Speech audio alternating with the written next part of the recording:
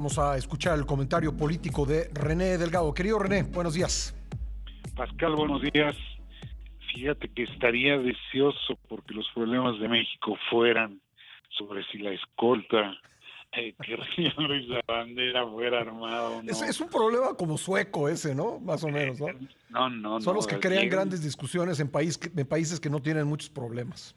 Así es Pascal, pero fíjate lo que es curioso. Sí. En realidad, la gran batalla que va a cobrar vigor y fragor no es la de la escolta si llevan la corbata No, derecha o la raya del este es pantalón, el sino aperitivo apenas, querido René. lo que, como tú remataste la entrevista con el diputado Santiago Krill, me parece muy atinado. Esto es nada más que la expresión menor de lo que viene. Sí. ¿Y por qué decir eso, Pascal? Porque en estricto sentido, esa batalla a la que me refiero inició formalmente ayer, pero va a cobrar inusitada fuerza a partir de la semana entrante. Y va a tener expresión en el campo legislativo, en el campo judicial, en el campo político y desde luego en el campo social. Se trata de la reforma electoral, el llamado Plan B, impulsado por el presidente de la República, y se trata de la designación de los 4 consejeros electorales que entrarán en funciones a partir de abril. Lo que resulte de la reforma y de la designación de los consejeros, creo, Pascal, que eso sí es importante, será determinante en la calidad de las elecciones federales del 2024. Una elección donde se juegan muchísimas posiciones de enorme relevancia, menciono solo algunas, desde luego la presidencia de la República, desde luego el Congreso de la Unión en todo, tanto en senadores como en Cámara de Diputados, 8 gubernaturas y desde luego la jefatura del gobierno de la Ciudad de México. Y curiosamente, Pascal, siendo muchos los pendientes legislativos y parlamentarios que arrastra el Congreso, ese va a ser el eje de la discusión, pues no solo diría en el poder legislativo. ¿Cuáles son los pendientes, Pascal? A título meramente de ilustración, no es un listado completo, pero son 160 nombramientos sin resolver. Y además se deberán atender un par de iniciativas importantes, las relativas a la Ley de Protección del Espacio Aéreo y la Ley General de Humanidades, Ciencia, Tecnología e Innovación, así como las reformas a las leyes relacionadas con la aviación y los aeropuertos. El rezago es innegable, pero el eje, como decía, de la discusión pública va a ser la relativa a la reforma electoral y la designación de los consejeros. Ya por lo pronto sabemos que dirigentes partidistas, coordinadores parlamentarios opositores, incluso consejeros electorales y organismos civiles han dado pasos ya en dirección al Poder Judicial en caso de que se apruebe en el Poder Legislativo el Plan B.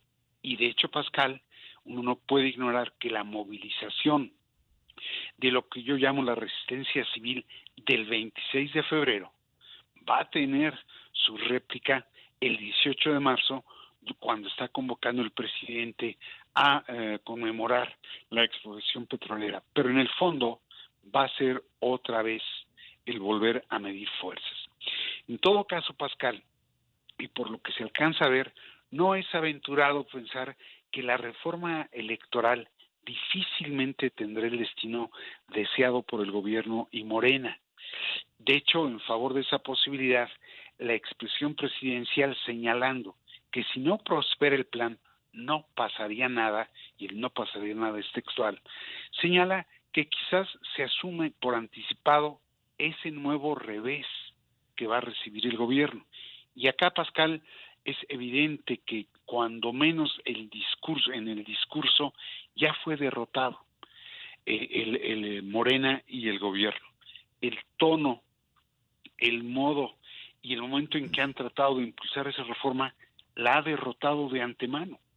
Ahora, el punto delicado, Pascal, es que en paralelo, pero sin la misma atención que se le presta a la reforma electoral, corre en la otra Cámara, la de Diputados, la designación de los nuevos 4 consejeros electorales, y ahí se podría dar por parte del gobierno de Morena la colonización y el control del órgano electoral. Está la insistencia del secretario de Gobernación, Adán Augusto López, de seleccionar a los posibles consejeros a través de la insaculación.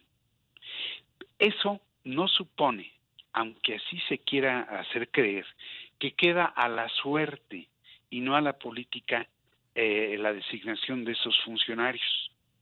Y digo que no queda a la suerte pasar, porque en el fondo a lo que se está renunciando es hacer política. Sí. Cuando el secretario dice que no hay por qué suplicar. Y esa es la tarea de ese funcionario, ¿no? Pues la política. Mira, ya no se han cambiado tanto las cosas, Pascal. Que a lo mejor ya no. Que como el otro día te a lo mejor decía, es el secretario de giras, ¿no? Pues es que, digo, cuando el secretario de Gobernación ya no quiere hacer política, pues ¿qué nos queda, no? Pues sí. Pero lo cierto, Pascal, es que en el número de personas que se inscriban va a ser determinante si yo compro, anoche yo decía eso, si yo compro todos los números de la lotería, muy probablemente me gane el premio. Yo creo que sí. Sí, ¿Verdad? pues sí, porque ellos van a poder integrar las quintetas, ¿no? Porque tienen los suficientes votos para integrarlas y luego, pues, como no va a haber acuerdo para designar a los consejeros, entonces va a ir a una tómbola y cualquiera de los 5 que queden cada quinteta, pues va a ser del gusto del partido del gobierno. Por eso yo digo, si ellos tienen todos los números de la lotería, pues ni modo que no ganen, ¿no? Sí.